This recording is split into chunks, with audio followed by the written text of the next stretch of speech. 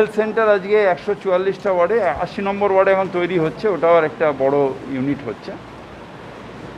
বাদবাকি সব জায়গায় আমরা প্রাইমারি হেলথ সেন্টার করে ফেলেছি। এখানে আমরা আজকে এটা একটা প্রাইমারি হেলথ সেন্টার ছিল, কিন্তু ভগ্নদশা বিল্ডিংটা ছিল, এটা ভেঙে আমরা একটা সুন্দর বিল্ডিং করলাম।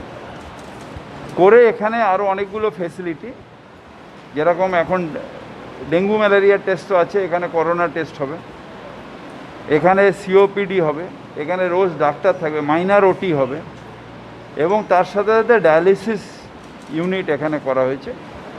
মুখ্যমন্ত্রী মমতা বন্দ্যোপাধ্যায় ডাইরেক্ট হেলথ থেকে এইটাকে স্পন্সর করিয়েছেন, যে যারা ডায়ালিসিস ইউনিটে যে খরচা সেটা হেলথ ডিপার্টমেন্ট দেবে। যেরকম সরকারি হাসপাতালে এটা ফ্রি হয়, এখানেও ডায়ালিসিস 100% ফ্রি হবে।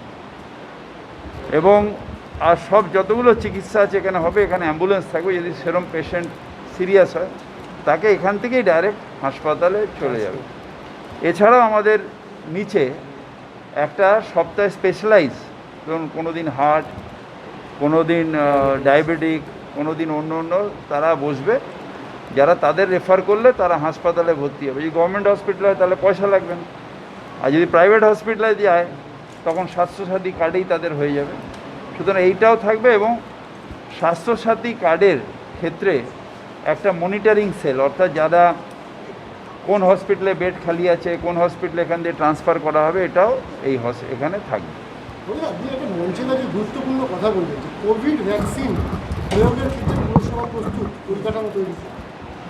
কোভিড ভ্যাকসিন হেলথের সাথে আমাদের হেলথ ডিপার্টমেন্টের সাথে, পশ্চিমবঙ্গ হেলথ ডিপার্টমেন্টের সাথে পৌরসভার কথা হয়েছে, কতগুলো সেন্টার করাতে বলেছে, আমাদের ফ্রিজও এসে গেছে।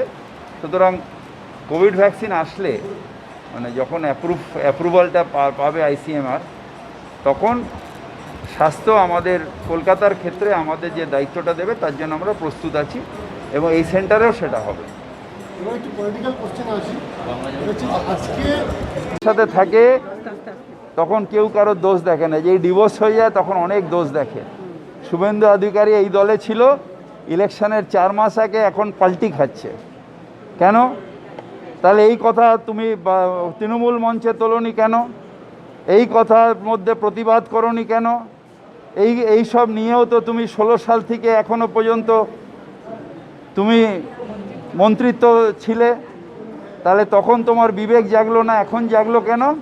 তার কারণ বিজেপির হাত ছাড়ায় হয় ধান্দাবাজি, কিংবা সেন্ট্রাল এজেন্সির দ্বারা ভয়, কিংবা টাকা সোশ্যাল মিডিয়ার কাছে নতস্বীকার, কোনো একটা হবে।